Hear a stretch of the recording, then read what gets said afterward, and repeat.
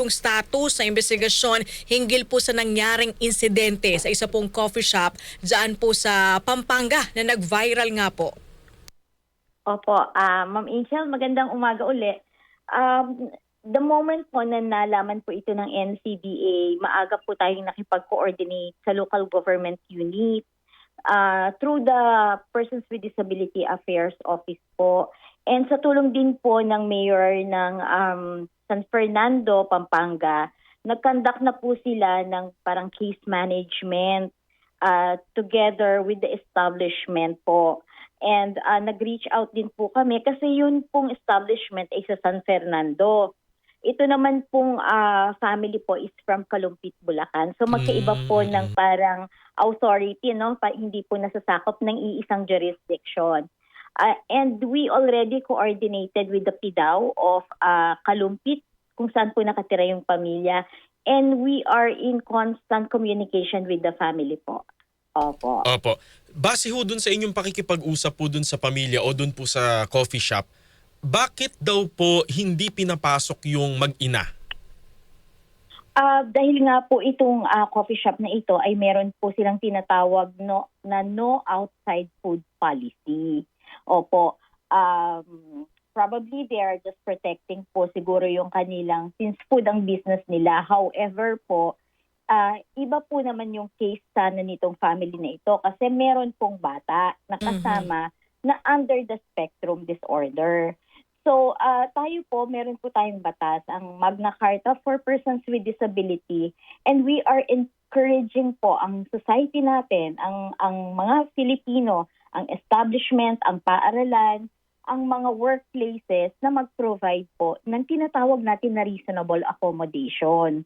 So ito po ay isang pagbibigay po natin ng certain allowances sa mga individual po na nasa sektor ng may kapansanan. Ito po ay hindi pribilehyo. Ito po ay kanilang karapatan bilang po sila ay may kapansanan. Pero base po sa initial na investigasyon, Ma'am Glenda, no, ng NCDA, meron po ba kayo nakikitang paglabag sa batas, partikular na itong RA number 7277 o sa iba pang batas para po sa persons with disabilities? Opo, sa palagay po ng NCDA, meron po silang na-violate. Ito nga po yung non-compliance to our Republic Act number 7277 or the Magna Carta for Persons with Disability. Kasi po, as amended by Republic Act number 9442, because these two particular laws guarantee equal opportunity, access, and protection against discrimination for persons with disability. Denial of reasonable accommodation, even if unintentional, undermines both the spirit and letter of these laws po. Opo. Opo. Dr. Relova, yun sana po yung aming susunod na tanong. Papaano kung hindi alam nung gwardya? Kumbaga, baka hindi rin po naipaliwanag ng maigi dun po sa guard o dun po sa mga barista. Yun na nga, di ba sa atin naman sa batas po natin is ignorance of the law excuses no one. Opo. And I think nakakalungkot po pero patatlong na po ito. 3 hits na po ito nitong establishment na ito. 3 hits na. Kota na pala eh.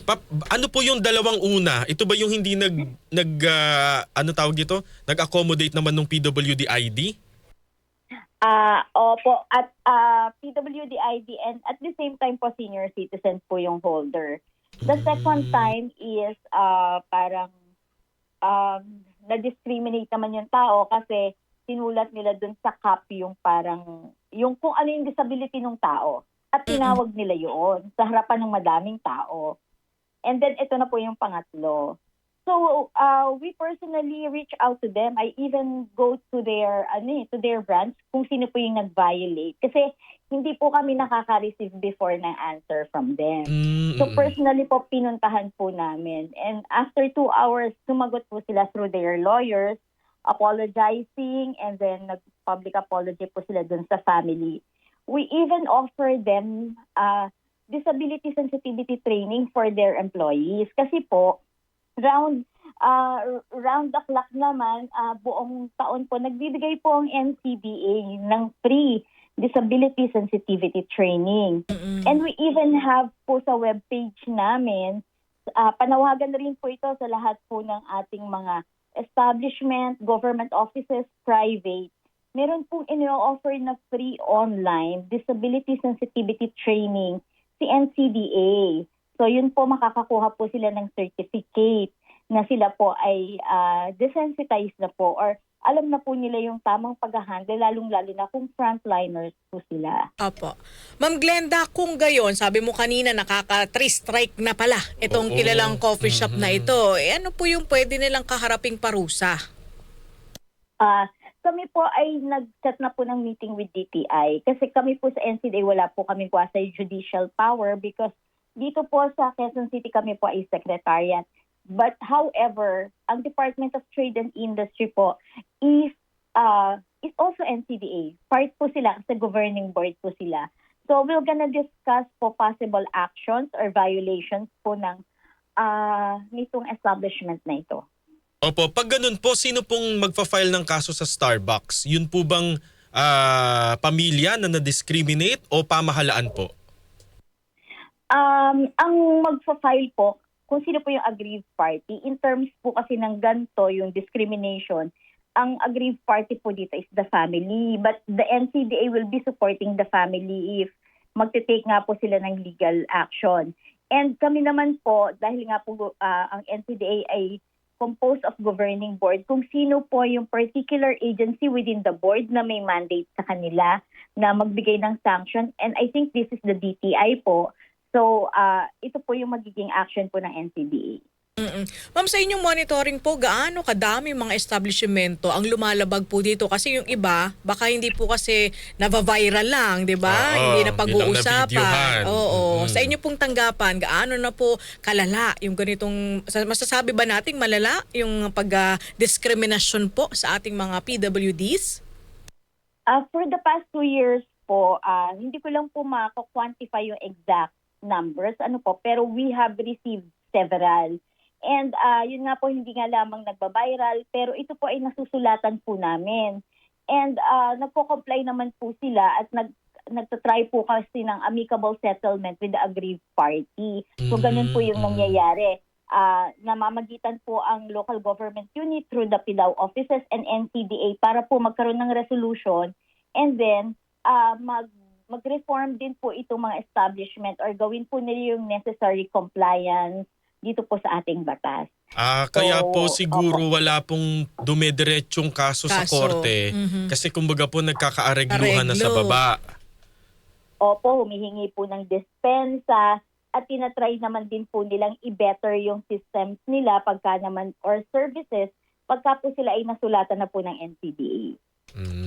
Pero kayo po sa NCDA, Ma'am Glenda, meron po ba kayong plano maglabas ng mas malinaw na guidelines? Kumbaga, para hindi na po maulit yung mga ganitong insidente po, Ma'am Glenda?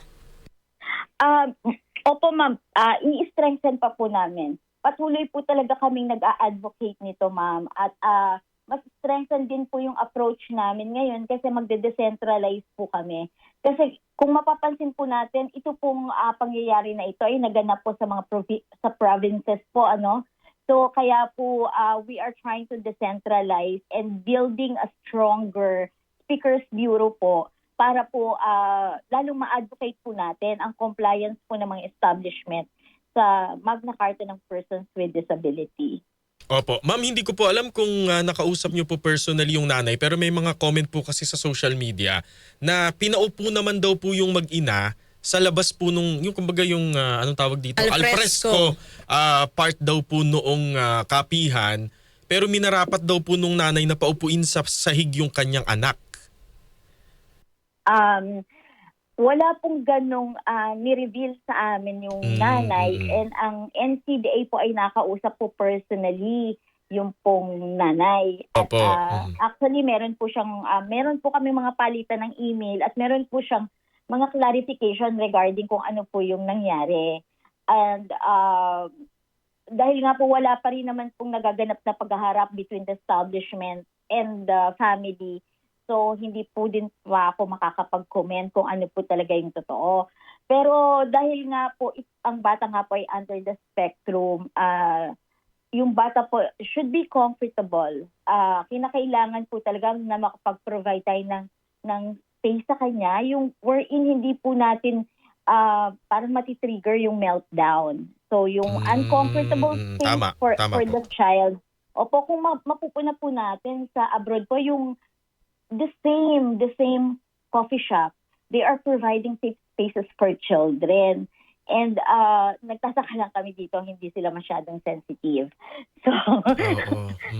ayun po. At yung parang nag-cause ng commotion wherein yung bata po ay matitrigger or forcibly the child was removed from the establishment kung saan komportable, may trigger meltdown.